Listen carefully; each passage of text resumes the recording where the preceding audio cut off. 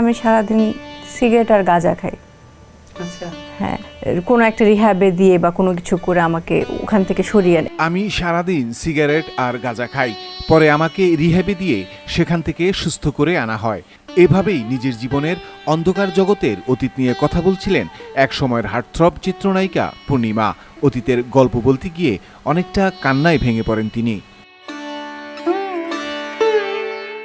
Asia পোস্টের এক আলাপচারিতায় আমন্ত্রিত অতিথি ছিলেন চিত্রনায়িকা পূর্ণিমা।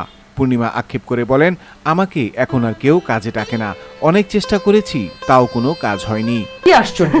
সো পূর্ণিমাকে নিয়ে কেন চরিত্র তৈরি করা হচ্ছে না? একটি সিনেমার গল্পে আমাকে সিগারেট ও গাঁজা খাওয়ার অভিনয় করতে হয়, আর আমি সেই ছবির কারণেই জাতীয় চলচ্চিত্র পুরস্কার পাই। সিনেমার এসব গল্পই তুলে ধরছিলেন নায়িকা।